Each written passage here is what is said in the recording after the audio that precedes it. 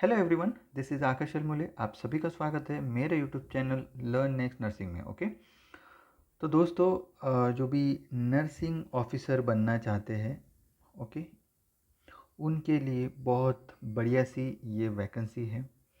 Vacancy कहाँ से आई है? ओके, अब यहाँ पे सिर्फ नर्सिंग ऑफिसर की बात करेंगे क्या? नहीं, यहाँ पे हम फार्मासिस्ट की बात करेंगे। इसमें हम रेडियोलॉजिस्ट की बात करेंगे, रेडियोग्राफर की बात करेंगे।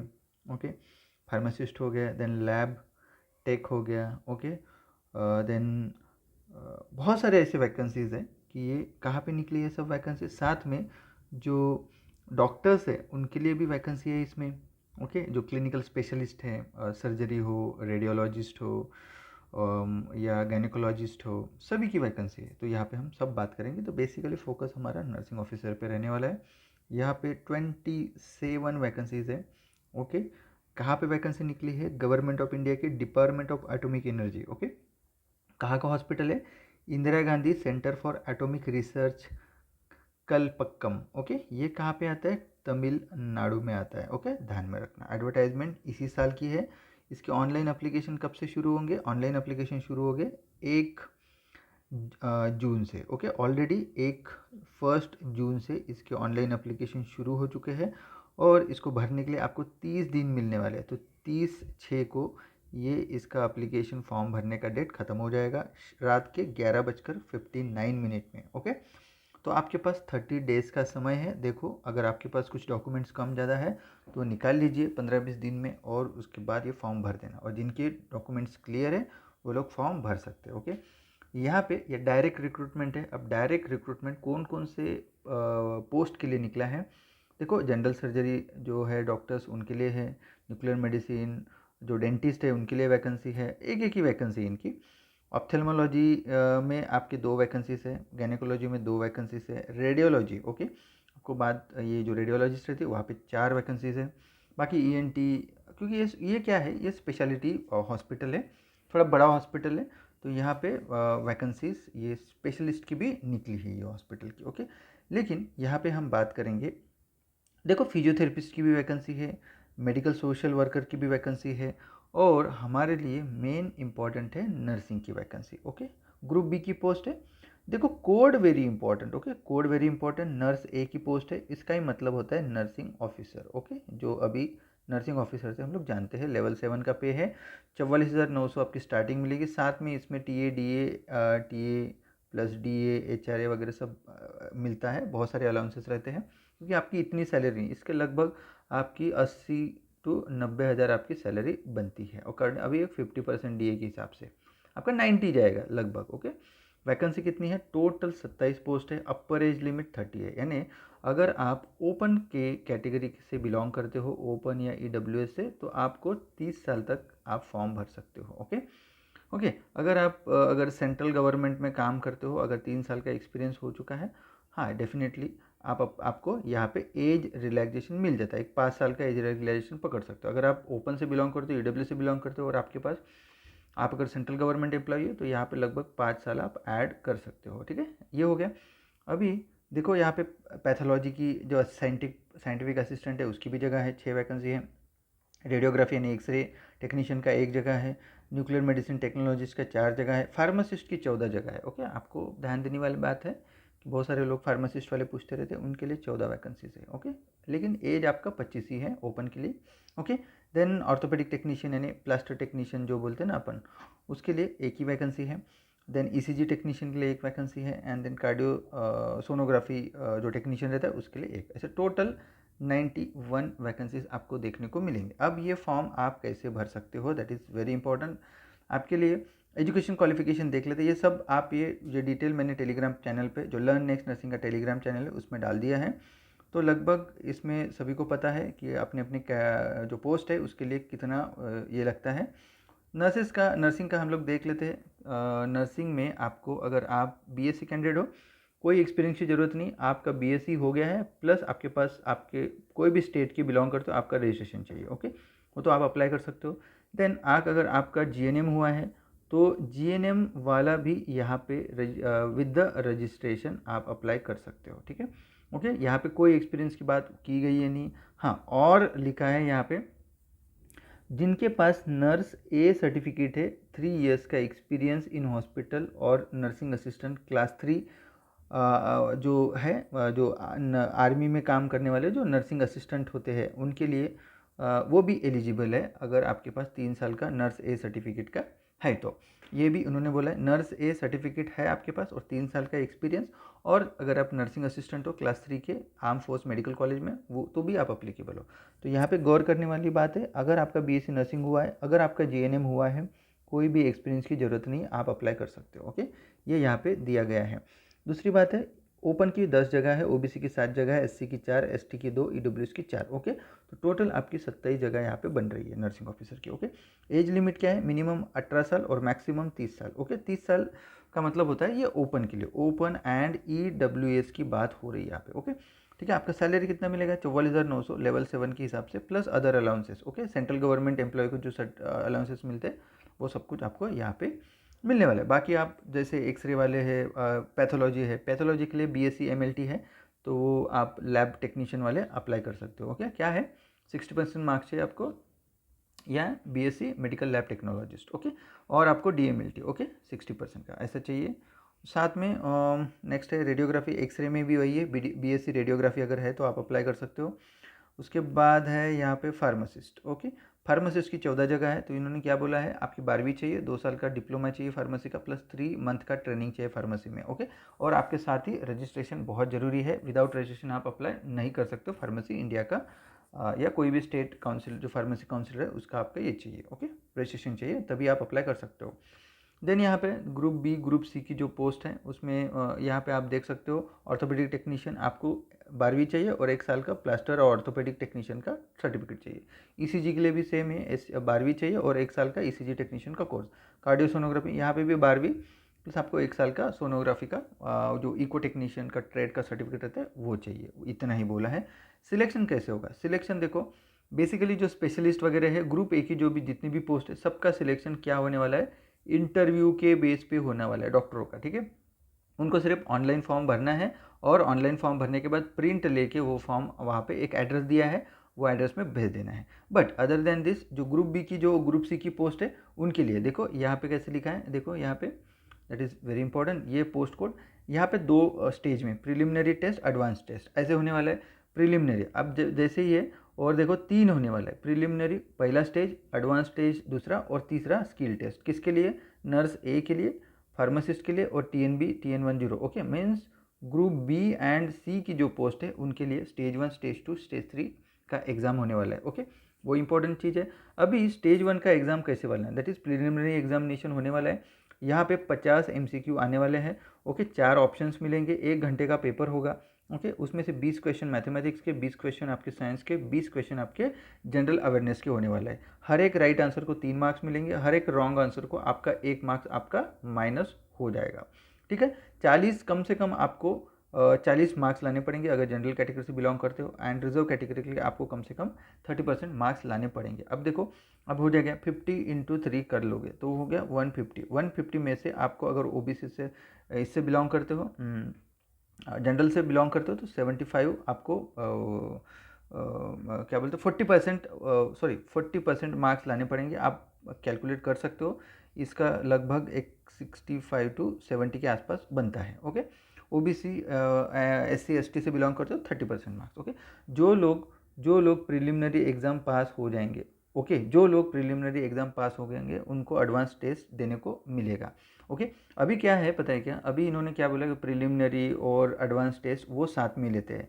देखो इन्होंने क्या बोला है, एडवांस टेस्ट और प्रिलिमिनरी टेस्ट एक ही दिन होने वाला है। जैसे आप पेपर को जाओगे तो आपके पास ऐसा ए सेक्शन मिलेगा, ये हो गया प्रिलिमिनरी टेस्ट, और बी सेक्शन वाला दूसरा ये मिलेगा, वो हो जाएगा एडवांस टेस्ट। ओके, ये दोनों भी आपको सॉल्व करने को मिलेंगे। बट क्या होता है, अगर आप प्रिलिमिनरी एग्ज़ाम पास कर लेते हो जिसमें 20 मैथमेटिक्स 20 साइंस और 10 आपके ये हो गए, ये एग्ज़ाम अगर आप क्वालिफाई कर लेते हो पास कर लेते हो तो ही आपने एक ही टाइम पे, क्योंकि जिस दिन आप पेपर के लिए जाओगे ये दोनों भी सॉल्व कर लिए जाएंगे।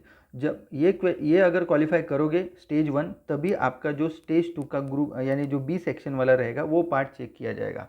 अदरवाइज अगर ये पहला एग्ज़ाम क्वालिफाई नहीं करोगे तो दूसरा जो पेपर दिया है आपने, ओके, दूसरा जो सेक्शन बी सेक्शन जो रहेगा वो आपका चेक किया नहीं जाएगा। ओके, पास होने के बाद ही बी सेक्शन चेक किया जाएगा, ये ध्यान में रखना। इसमें लिखा है, देखो इसमें क्या लिखा है, अगर आपने, please note, okay, preliminary 1 advance test, okay, conducted in a single session, okay, A and B section में रहेगा। टेस्ट विल बी 3 घंटे का पेपर रहेगा, क्योंकि जो एक सेक्शन के लिए आपको कितना मिलेगा, 1 आवर का टेस्ट रहने वाला है, और जो बी सेक्शन के लिए आपको 2 घंटे का टाइम मिलने वाला है। ओके, सेम 3 मार्क्स आपको हर एक राइट आंसर के लिए मिलेगा, और -1 आपका हर एक रॉन्ग आंसर के लिए हो जाएगा, ये दोनों में है।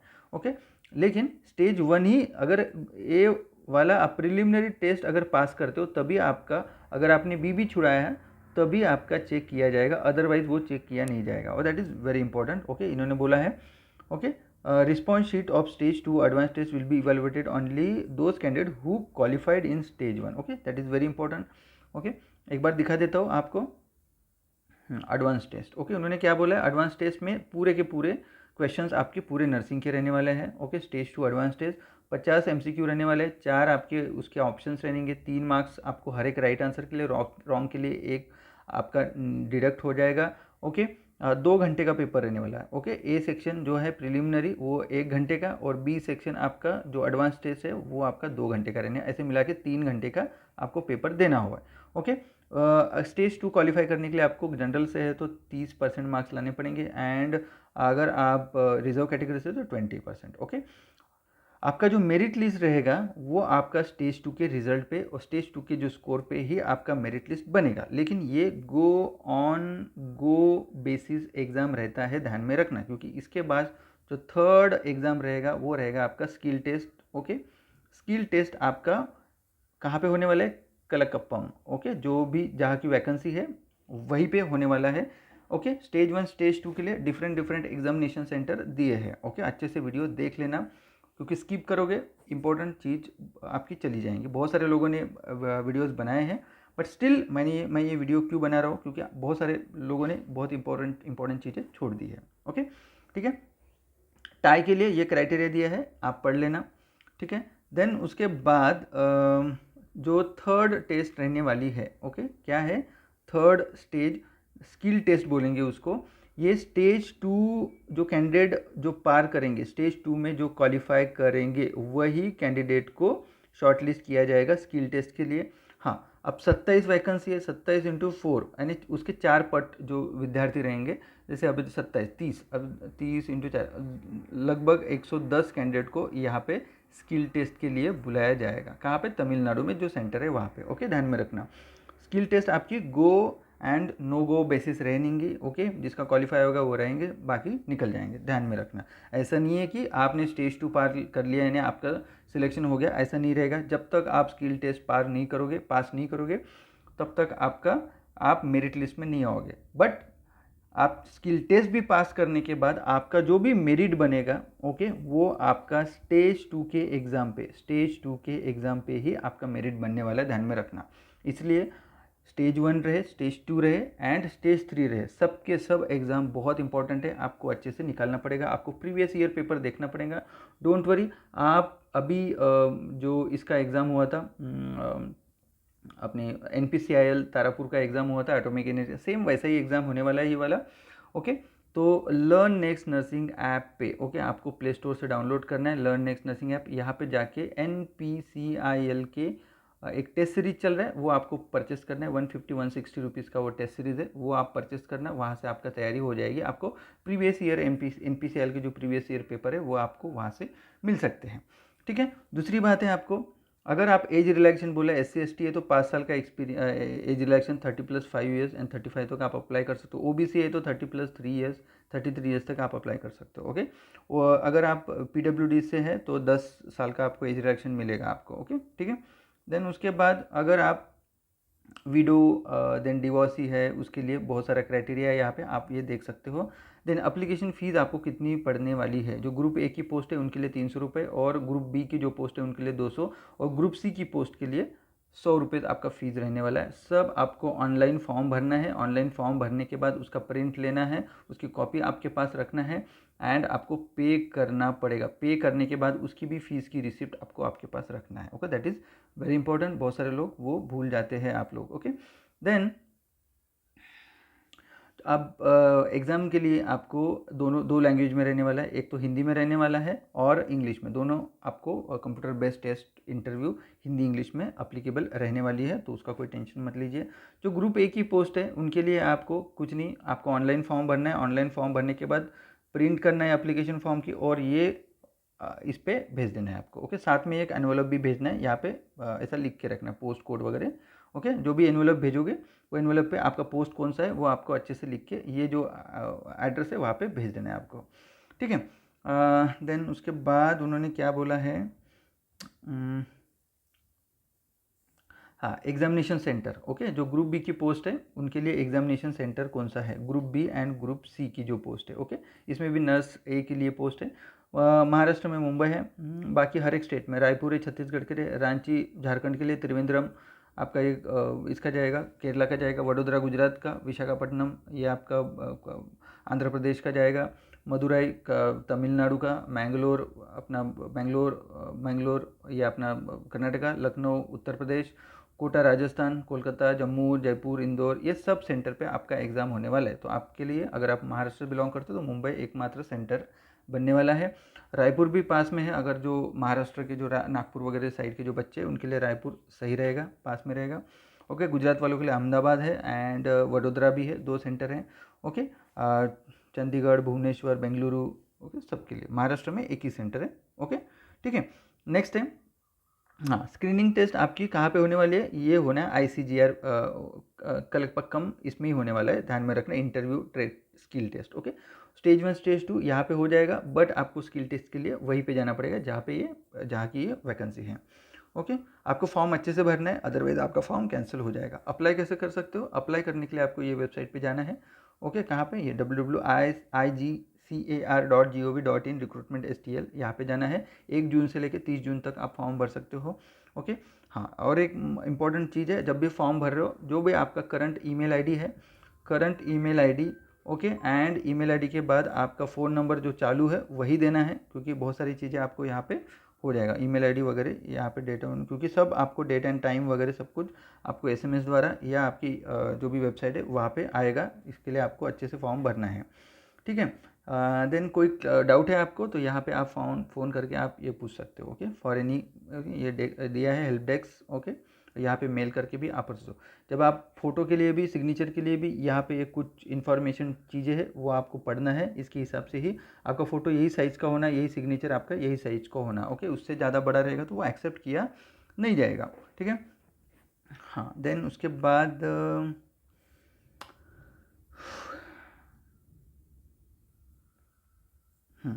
SC ST के लिए परफॉर्मा दिए है, और जो सेंट्रल के कास्ट रहते हैं। ओके, सेंट्रल की जो कास्ट होती है SC और ST के लिए, उसका परफॉर्मा उसी के हिसाब से चाहिए। OBC है, OBC की भी सेंट्रल कास्ट चाहिए। ओके, हर साल बनती है ये। ओके, EWS का सर्टिफिकेट वो भी यही। ओके, आपको ध्यान में रखने, 1 अप्रैल 2024 से लेके आपका 31 मार्च 2025 तक का जो वैलिड है वही सर्टिफिकेट देना है आपको। ओके, OBC एंड आपके EWS के लिए ये बहुत इंपॉर्टेंट है। ओके, SC जो ST रहेगा, इनका जो कास्ट सर्टिफिकेट उसके लिए कोई वैलिडिटी नहीं रहती है। ओके, बट ये सेंट्रल का कास्ट आपको निकाल लेना है, that is very important. Okay, ठीक है, तो इस तरीके से आपको सब फॉर्म अच्छे से भरना है और इसको सबमिट करना है। जो कैंडिडेट ऑलरेडी गवर्नमेंट में काम कर रहे हैं, अगर वो अप्लाई करना चाहते हैं तो आपको NOC सर्टिफिकेट लेना पड़ेगा, जहाँ से भी आप काम कर रहे हो वहाँ से। ओके, एक्सपीरियंस सर्टिफिकेट की ज़रूरत नहीं है यहाँ पे। अगर चाहिए तो आप दिखा सकते हो। जो नर्स ए की जो पोस्ट है, नर्स ए बोल के जो है ना, नर्स ए सर्टिफिकेट अगर आपके पास है तो आपको 3 साल का एक्सपीरियंस वहाँ पे लिखा है। अदरवाइज GNM हो, BSc हो, आप एलिजिबल हो, ऐसा हुई वहाँ पे लिखा है। तो ऐसा ज़रूरी नहीं है कि आपको, अगर आप GNM हो तो आपको एक्सपीरियंस की ज़रूरत है। ठीक है, क्योंकि उसमें और है। ओके, वो इम्पॉर्टेंट चीज़ है।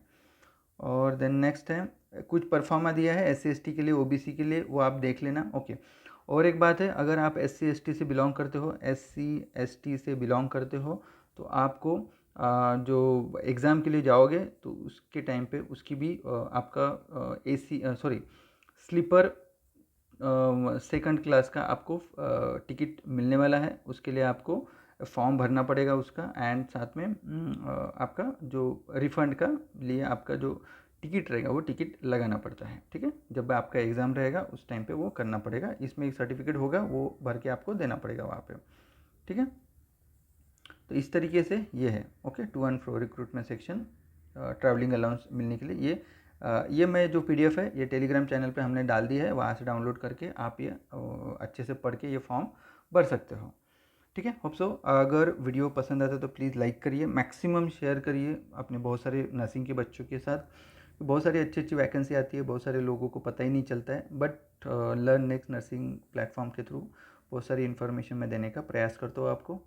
ओके, चलिए जल्दी ही मिलते हैं और एक नई वीडियो के साथ। तब तक के लिए थैंक यू, जय हिंद।